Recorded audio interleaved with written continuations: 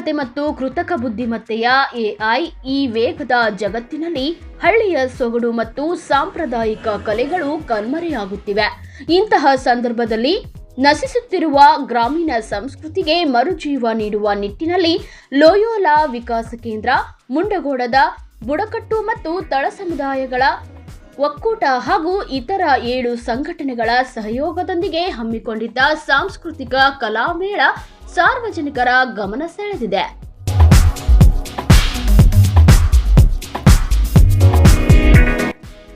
ತಂತ್ರಜ್ಞಾನದ ನಡುವೆ ನಲುಗುತ್ತಿರುವ ಕಲೆಗೆ ಆಸರೆ ಇದು. ತಂತ್ರಜ್ಞಾನವು ಕೃಷಿ ಮತ್ತು ಗ್ರಾಮೀಣ ಬದುಕನ್ನು ಸುಲಭಗೊಳಿಸಿರಬಹುದು, ಆದರೆ ಅದರ ಅಬ್ಬರದಲ್ಲಿ ಜಾನಪದ ಕಲೆಗಳು ಮತ್ತು ಸಂಪ್ರದಾಯಗಳು ಮೂಲೆಗುಂಪಾಗಿವೆ. ರೈತರ ದೈನಂದಿನ ಕೆಲಸಗಳಲ್ಲಿ ತಂತ್ರೋಪಕರಣಗಳು ಬಂದ ಮೇಲೆ ಶ್ರಮದ ಹಾಡುಗಳು, ಸಾಂಪ್ರದಾಯಿಕ ಕುಣಿತಗಳು ಮರೀಚಿಕೆಯಾಗಿವೆ. ಇವುಗಳನ್ನು ಉಳಿಸಿ ಬೆಳೆಸುವ ನಿಟ್ಟಿನಲ್ಲಿ ಲೋಯೋಲಾ ಸಂಸ್ಥೆ ಹಾಕಿಕೊಂಡಿರುವ ಈ ಕಾರ್ಯಕ್ರಮ ನಿಜಕ್ಕೂ ಶ್ಲಾಘನೀಯ. ಬುಡಕಟ್ಟು ಜನರ ಹಕ್ಕುಗಳಿಗಾಗಿ ಹೋರಾಡುವುದಷ್ಟೇ ಅಲ್ಲದೆ ಅವರ ಅಳಲುಗಳನ್ನು ಸರ್ಕಾರಕ್ಕೆ ತಲುಪಿಸುವಲ್ಲಿ ಸಂಸ್ಥೆಯು ಗಟ್ಟಿಯಾದ ಬೆನ್ನೆಲುಬಾಗಿ ನಿಂತಿದೆ. ರಾಶಿ ಮಾಡಿಕೊಂಡು ಅದರ ಪ್ರಯೋಗ ಎಲ್ಲರಿಗೂ ತೋರಿಸ್ಬೇಕು, ಯಾವ ಥರ ಮಾಡಬೇಕು, ಯಾಕೆ ಮಾಡಬೇಕು ಅಂತೇಳಿ ಹೇಳಿದರೆ ಇದು ರೈತರಿಗೆ ಒಂದು ಸುಖ ಸಿಗ್ತೈತಿ. ಭೂಮಿ ತಾಯಿ ಪೂಜೆ ಮಾಡೋದು, ಭೂಮಿ ತಾಯಿ ಪೂಜೆ ಮಾಡೋದ್ರಿಂದ ರೈತರಿಗೆ ಸುಖ ಸಂಪತ್ತು ಬೆಳೀಲಿ ಅಂತೇಳಿ ತಾಯಿಗೆ ಆಶೀರ್ವಾದ ಪಡ್ಕೊಂಡು ರಾಶಿ ಹಬ್ಬ ಮಾಡ್ತೀವಿ. ಸಾಂಸ್ಕೃತಿಕ ಕಲಾಮೇಳ 2026 ಇದನ್ನು ನಾವು ಲೋಯೋಲಾ ವಿಕಾಸ ಕೇಂದ್ರದ ವತಿಯಿಂದ ಸುಮಾರು 4 ವರ್ಷಗಳಿಂದ ನಾವು ಇದನ್ನು ಮಾಡ್ಕೊಂಡು ಬಂದಿದ್ದೀವಿ.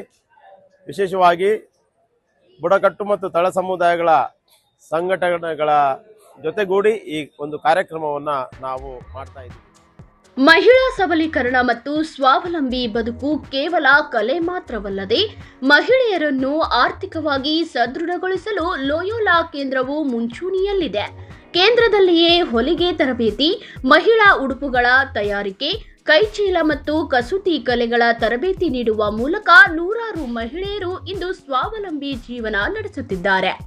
ಯುವಶಕ್ತಿಯ ಮೂಲಕ ಸಂವಿಧಾನದ ಜಾಗೃತಿ, ಯುವಕರನ್ನು ದೇಶದ ಬೆನ್ನೆಲುಬು ಎಂದು ನಂಬಿರುವ ಸಂಸ್ಥೆಯು ಯುವರತ್ನ ಯುವ ಸಂಘಟನೆಯ ಮೂಲಕ ಹಳ್ಳಿಗಳಲ್ಲಿ ಸಂವಿಧಾನದ ತಿಳುವಳಿಕೆ ಮೂಡಿಸುತ್ತಿದೆ. ಯುವಕರಿಗೆ ಉದ್ಯೋಗ, ಮಾರ್ಗದರ್ಶನ ನೀಡುವ ಜೊತೆಗೆ ಜನಸಾಮಾನ್ಯರಿಗೆ ಅವರ ಮೂಲಭೂತ ಹಕ್ಕುಗಳ ಬಗ್ಗೆ ಜಾಗೃತಿ ಮೂಡಿಸುವ ಮಹತ್ತರ ಜವಾಬ್ದಾರಿಯನ್ನು ಹೊತ್ತಿದೆ. ಹಳ್ಳಿಗಳಲ್ಲಿ ಸಂವಿಧಾನದ ಅರಿವು ಮೂಡಿಸುವ ಮೂಲಕ ಜನರನ್ನು ಜಾಗೃತಿಗೊಳಿಸುವ ಕೆಲಸ ನಿರಂತರವಾಗಿ ನಡೆಯುತ್ತಿದೆ. ತನ್ವೀರ್ ಅಹಮದ್ ಮೊಹಮ್ಮದ್ ಗೋಸ್ ಮಿರ್ಜಾನ್ಕರ್ ಅಂತ. ನಾವು ಇವತ್ತು ನಮ್ಮ ಲೋಯೋಲಾ ವಿಕಾಸ ಕೇಂದ್ರ 2026 ಕಲಾಮೇಳವನ್ನು ಮಾಡಿದ್ದೀವಿ.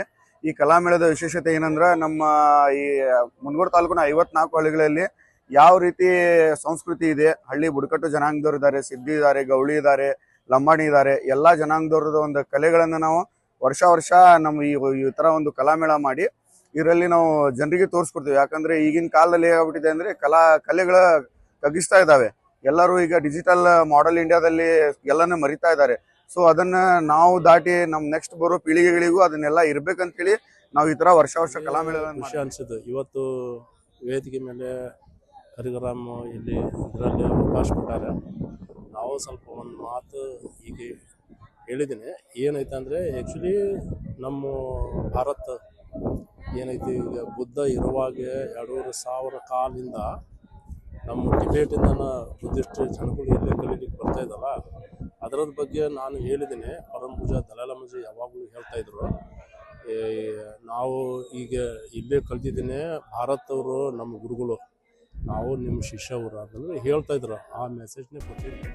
ಒಟ್ಟಾರೆಯಾಗಿ ಹೇಳುವುದಾದರೆ ಲೋಯೋಲಾ ವಿಕಾಸ ಕೇಂದ್ರ ಕೇವಲ ಒಂದು ಸಂಸ್ಥೆಯಾಗಿ ಉಳಿಯದೆ ಸಂಸ್ಕೃತಿ, ಹಕ್ಕುಗಳು ಮತ್ತು ಬದುಕಿನ ಭರವಸೆಯ ಕೇಂದ್ರವಾಗಿದೆ.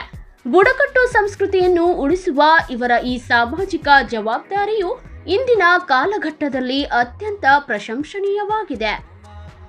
ವರದಿಗಾರ ವೆಂಕಟೇಶ್ ದಾಸರ್, ಜನಮನ ಸುದ್ದಿ, ಮುಂಡಗೋಡ.